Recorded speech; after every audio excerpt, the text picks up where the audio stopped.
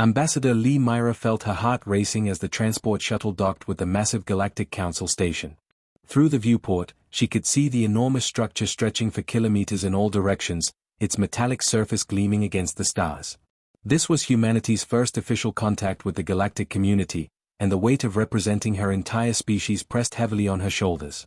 The airlock hissed open, and Myra stepped into a world unlike anything she had ever imagined.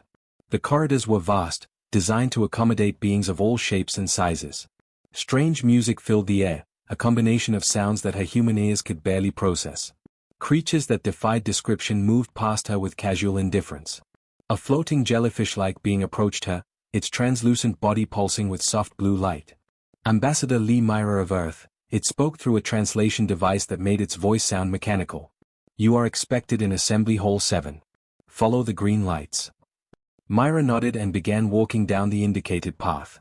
Along the way, she passed incredible sights that would have amazed scientists back on Earth. Towering crystalline beings that sparkled like living diamonds conversed with creatures made entirely of what appeared to be living gas. Insectoid beings the size of humans scuttled along the walls with perfect grace, while others floated through the air without any visible means of support. The assembly hall was breathtaking in its scope. The ceiling stretched so high that it disappeared into shadows, and the circular chamber could have easily held 50,000 beings. 12 distinct sections surrounded the central speaking platform, each designed for a different species. Some areas were filled with water for aquatic delegates, others glowed with intense heat for beings that thrived in extreme temperatures. Council Speaker Vextar dominated the central platform. The reptilian being stood nearly 3 meters tall, his powerful frame covered in scales that seemed to shift color with his mood. Currently, they displayed a neutral silver hue. His eyes, ancient and intelligent, fixed on Myra as she approached the designated human-speaking area. The Council recognizes Ambassador Lee Myra of the primitive world designated as Earth, Vextar announced, his voice carrying clearly throughout the massive chamber. You may present your species petition. Myra activated her translation device and began her carefully prepared speech. Honored members of the Galactic Council, humanity comes before you in peace. We seek to establish trade relationships and cultural exchange that will benefit all parties involved. Earth offers unique biological diversity, creative arts, and innovative problem-solving approaches that we believe would enrich the galactic community. A ripple of what could only be described as amusement passed through several sections of the assembly. From the insectoid delegation, Council Member Thrak rose to his full height. His 6 limbs clicked against the floor as he moved, and his compound eyes reflected the chamber's lights like facete jewels. Your species has only recently achieved primitive interstellar travel, Thrak said, his voice carrying a tone of obvious disdain. Your technology is centuries behind our most basic systems. Your lifespans are laughably short, and your planet's resources are insignificant compared to what we already control. What could you possibly offer us that we cannot obtain elsewhere with greater efficiency? The question hung in the air like a challenge. Myra could feel the attention of thousands of beings focused on her response. She had prepared for this moment, knowing that humanity would be viewed as inferior by these ancient civilizations. We offer something that perhaps cannot be quantified in terms of resources or technology, Myra replied steadily. We offer our unique perspective as a young species still filled with wonder and curiosity. We offer our adaptability, proven by our survival and growth on a world that has challenged us in countless ways. Most importantly, we offer our commitment to peaceful cooperation and mutual growth. Her words were met with more dismissive sounds from various parts of the assembly. Clearly, concepts like wonder and cooperation were not valued currencies in this galactic marketplace. Council Speaker Vextar gestured for silence, and the chamber immediately quieted. The Council has considered Earth's position and has reached a decision regarding humanity's place in the galactic order. Myra felt a chill run down her spine at his tone. This was not going to be the partnership she had hoped for.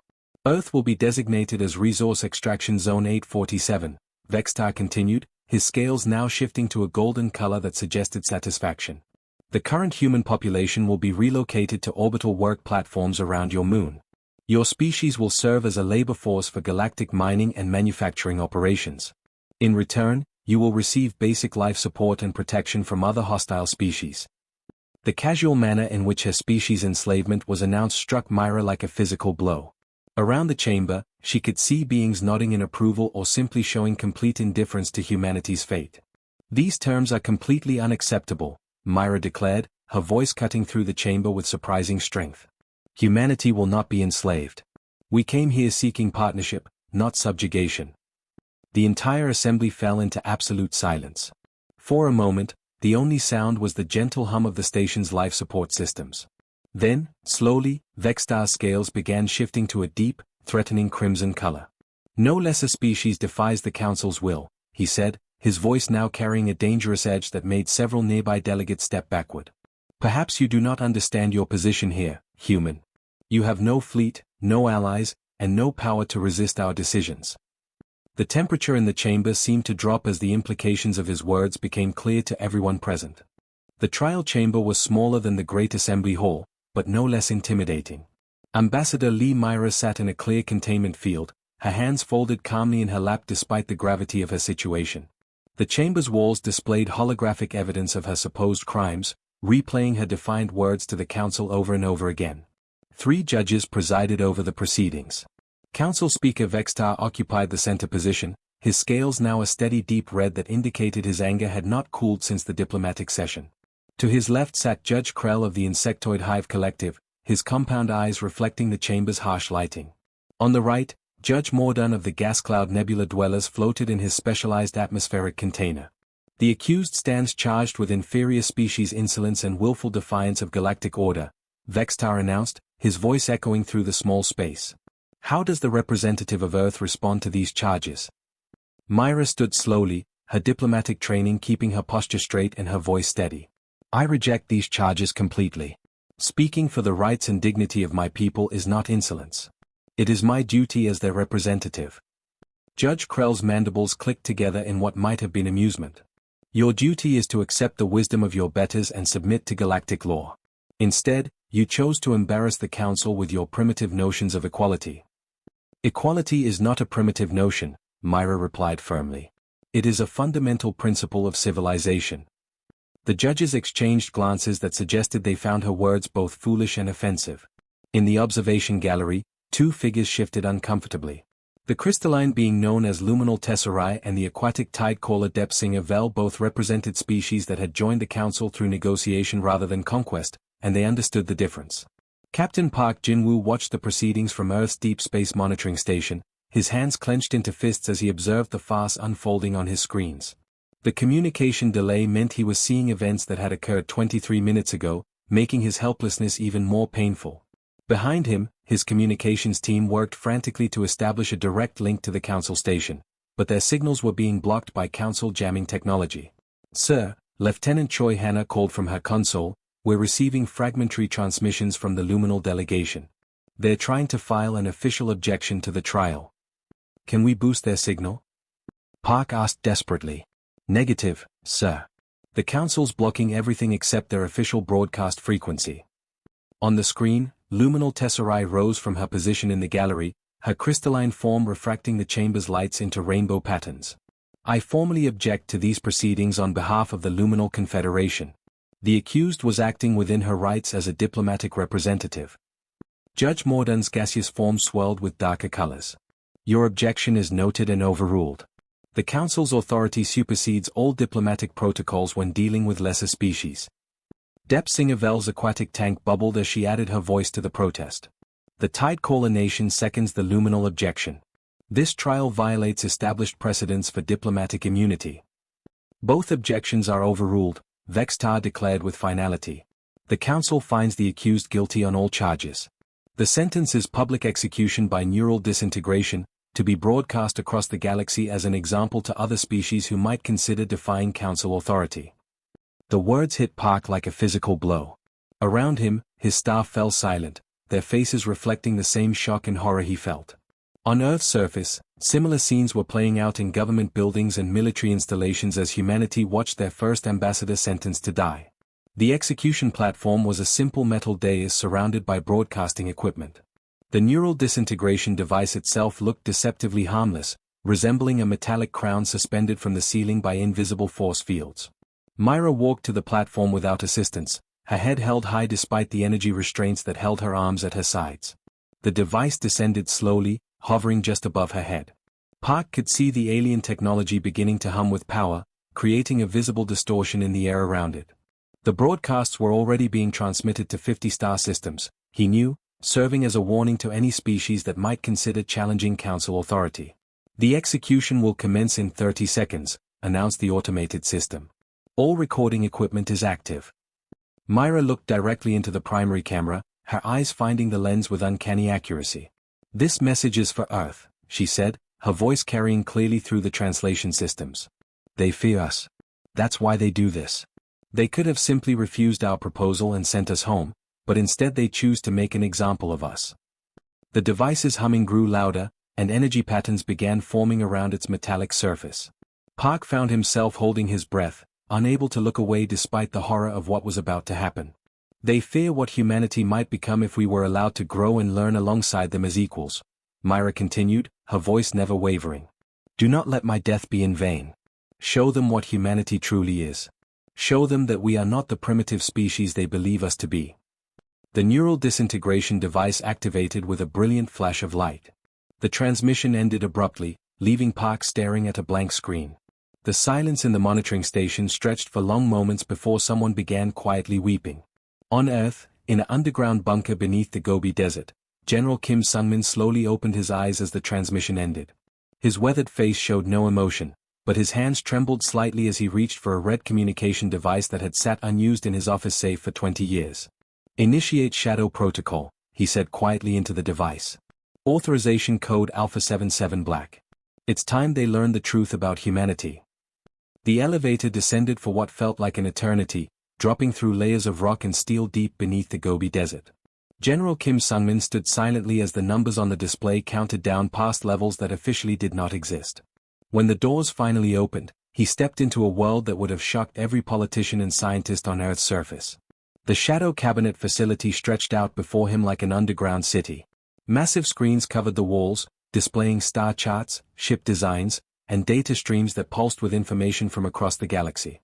Hundreds of technicians worked at stations that hummed with technology decades ahead of anything the public knew existed. Director Choi Hanna approached him, her face grim with the weight of recent events. "The final members are arriving now, sir. We can begin the briefing as soon as you're ready." "How long since the last full assembly?" Kim asked, though he already knew the answer. 43 years, sir. Not since the Roswell incident analysis." They walked through corridors lined with displays showing human technology that defied everything the world believed possible. Sleek spacecraft hung in massive construction bays, their hulls gleaming with materials that seemed to bend light around them.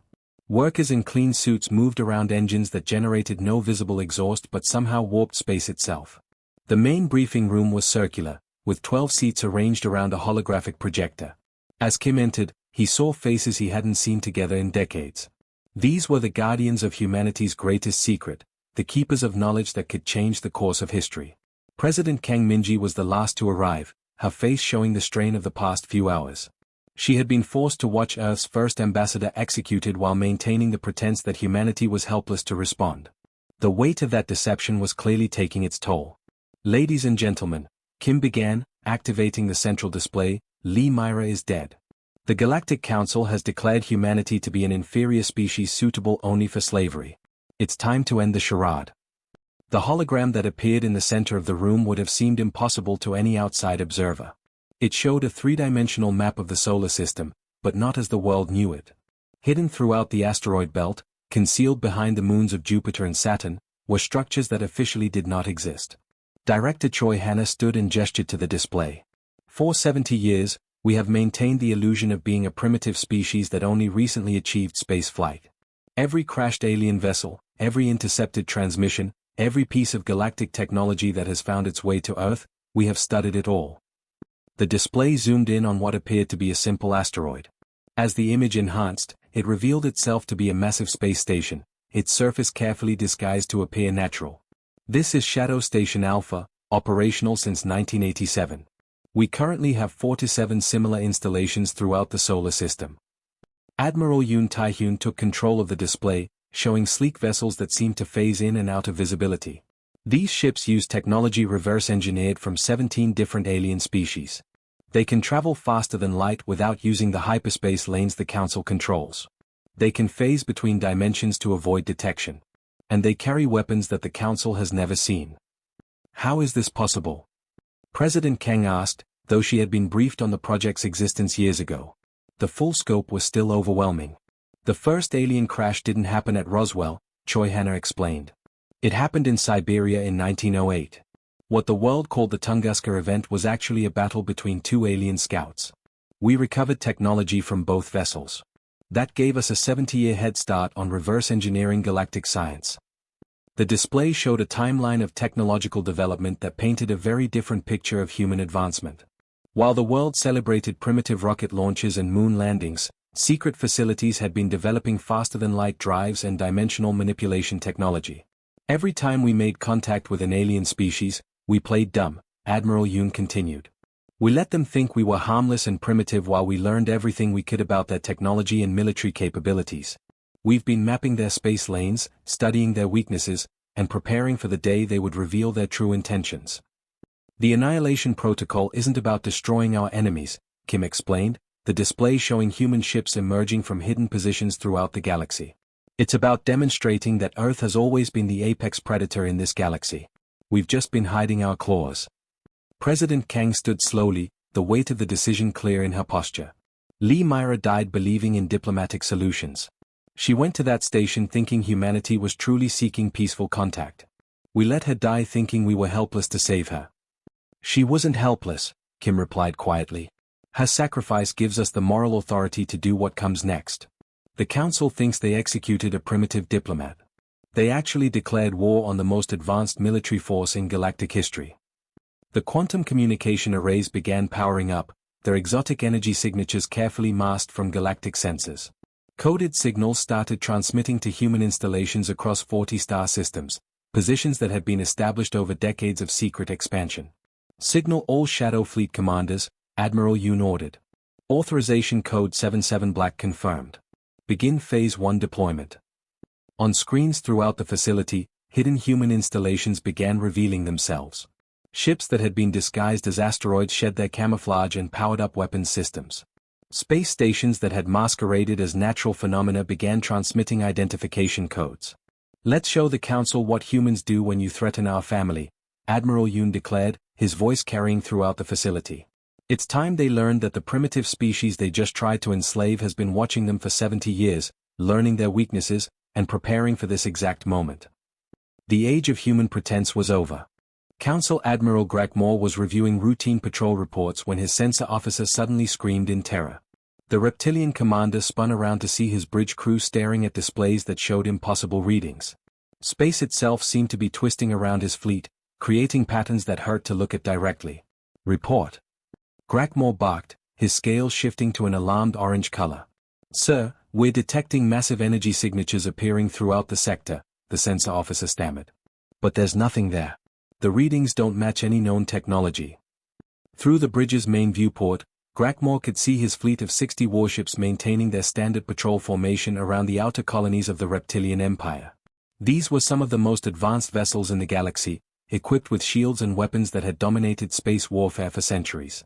Then reality seemed to tear open around them. Ships began materializing from nowhere, their sleek hulls appearing to shift and flow like liquid metal. They moved in ways that violated the basic laws of physics, phasing in and out of visibility as if they existed in multiple dimensions at once. The human vessels were unlike anything Greg Moore had ever seen, with smooth curves that seemed to bend light around them. Impossible, he hissed, his forked tongue flicking out nervously. Humans don't possess this technology. They barely achieved space flight 50 years ago. His weapons officer turned to him with wide, frightened eyes.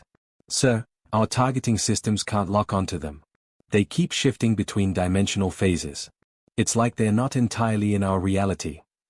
The human ships moved with impossible grace, weaving between the reptilian vessels without seeming to accelerate or decelerate. Greg Moore had fought in dozens of space battles, but he had never seen anything move like this. It was as if the laws of physics simply didn't apply to these strange craft. Fire everything, he ordered. Destroy them before they can attack. Energy beams and missiles erupted from his fleet, filling space with deadly light. But the weapons passed harmlessly through the human ships, which seemed to exist just slightly outside normal spacetime. The humans didn't even bother to dodge, simply allowing the attacks to phase through them as if they were ghosts. Then, without warning, the human ships suddenly became solid again. What happened next took less than 30 seconds and changed everything Greg Moore thought he knew about warfare. Beams of pure energy lanced out from the human vessels, but instead of destroying his ships, they seemed to drain them of power. One by one, his mighty warships went dark, their engines shutting down and their weapons falling silent. "What's happening to our ships?" Grackmore demanded, but his crew had no answers. Their instruments were showing readings that made no sense.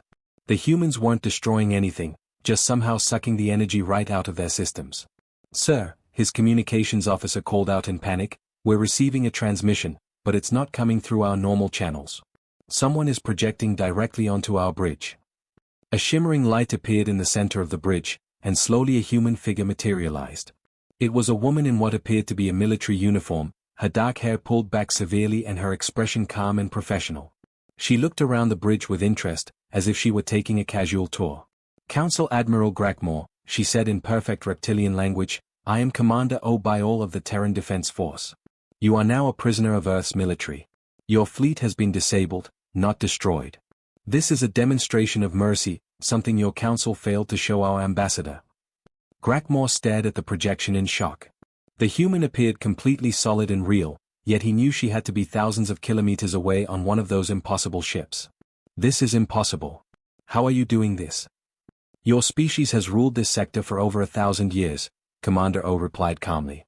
"In all that time, you never wondered if there might be other civilizations out there with technology you couldn't understand? You assumed that because we appeared primitive, we actually were primitive." Around them, the bridge crew cowered in terror as they realized their mighty fleet was completely helpless. Every single ship was now floating dead in space, their crews alive but their vessels completely powerless. "We monitored your communications for decades," the commander continued. "We studied your technology, learned your tactics, and prepared for this day. When you executed Ambassador Lee Myra, you gave us the justification we needed to reveal ourselves." Similar scenes were playing out across the galaxy as human forces emerged from positions they had secretly held for years. At the gas giant Nexus 7, our entire reptilian patrol fleet found themselves surrounded by ships that seemed to be made of living shadows. In the Crystal Nebula region, insectoid vessels discovered that their quantum shields were useless against weapons that attacked from dimensions they couldn't even detect.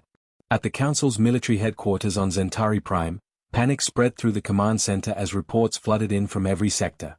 Fleet after fleet was reporting the same impossible situation, human ships appearing from nowhere, using technology that shouldn't exist, and disabling entire battle groups without firing a single destructive shot. General Lee Dongmin stood on the bridge of his flagship, the Retribution, watching tactical displays that showed human forces engaging Council fleets across 50 star systems. His ship was itself a masterpiece of hidden human technology, its hull incorporating materials and design principles from 17 different alien species. He opened a communication channel that would broadcast on every Council frequency throughout the galaxy. "This is General Lee Dongmin of the Terran Defense Force," his voice carried to every Council ship and station in known space. "You executed our diplomat Lee Myra in cold blood. You declared humanity to be an inferior species suitable only for slavery. You have declared war on Earth and all her children." He paused, watching as more Council fleets fell silent on his displays.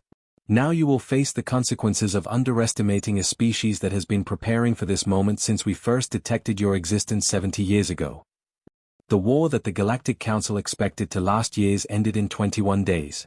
What finally broke their resistance wasn't the destruction of their fleets or the capture of their worlds, but a demonstration that showed just how completely humanity had surpassed them. On the 18th day of the conflict, human forces surrounded the Zentari home system, where the Council's main military headquarters was located. The system contained 7 planets, 3 asteroid mining facilities, and over 2 billion inhabitants. It was the heart of Council power, protected by the most advanced defensive systems in the galaxy. General Lee Dongmin didn't attack the defenses. Instead, he ordered his ships to take positions around the system's star. What happened next would be talked about for generations across every civilized world. The human vessels began working in perfect coordination, using technology that manipulated the fundamental forces of the universe. They created a field around the star that began to alter its gravitational output. Within hours, every planet in the system started experiencing changes in their orbital patterns. Tides shifted dramatically on worlds with oceans. Atmospheric patterns changed as gravitational forces fluctuated. The message was clear and terrifying: humanity could turn off entire star systems if they chose to. The Council's surrender came 6 hours later. The new Council chambers were built on Earth's moon, in a facility that combined human architecture with design elements from every member species. The Great Dome was transparent, offering a view of Earth hanging in space like a blue jewel. It was a deliberate choice, ensuring that every delegate could see the world they had once planned to enslave. Ambassador Shin Jiwon walked to the central speaking platform, following the same path that Lee Myra had taken months earlier. But now the roles were completely reversed. Where once human representatives had stood as petitioners, now the former council members sat in rows of seats designed for suppliants. Shin was younger than Myra had been, but she carried herself with the quiet confidence of someone who represented the galaxy's dominant power. Her simple diplomatic uniform was a stark contrast to the elaborate robes and ceremonial dress worn by many of the alien delegates. The old council executed our representative because they saw weakness, Shin began, her voice carrying easily through the chamber's advanced acoustics. They looked at humanity and saw a primitive species that could be easily controlled. They discovered their mistake too late. In the front row, former council speaker Vextar sat with his scales a dull gray color that indicated shame and defeat. His once proud bearing was gone, replaced by the hunched posture of someone who had learned that everything he believed about the universe was wrong. Humanity does not seek domination, Shin continued. We never wanted to rule the galaxy. We wanted to join it as equals. When that was refused, when our ambassador was murdered for the crime of standing up for her people's rights, you forced us to take a different path. The luminal representative, Tesserai, rose slowly from her seat. Her crystalline form, once bright and proud, now appeared dimmed with shame. Ancient records in our oldest archives spoke of the Soul Watchers, she said, her voice barely above a whisper. A species that would emerge from the third planet of a yellow star when the galaxy needed guidance. We should have recognized the signs. Murmurs rippled through the chamber as other delegates absorbed this revelation. How many species had similar legends? How many had dismissed them as myths? Captain Park Jin-woo, now wearing the uniform of a fleet admiral, stepped forward to address the assembly. He had been promoted after his role in monitoring Lee Myra's execution, and now he bore the responsibility of announcing the new order that would govern galactic civilization. The Terran Accords will govern all interactions between spacefaring species, he announced. Every civilization will be protected under Earth's oversight. No species will be enslaved, exploited, or destroyed by another. Resources will be shared fairly, and disputes will be resolved through negotiation, not force. He paused, looking around the chamber at faces that represented dozens of different worlds and cultures. These are the principles that Ambassador Lee Myra died defending.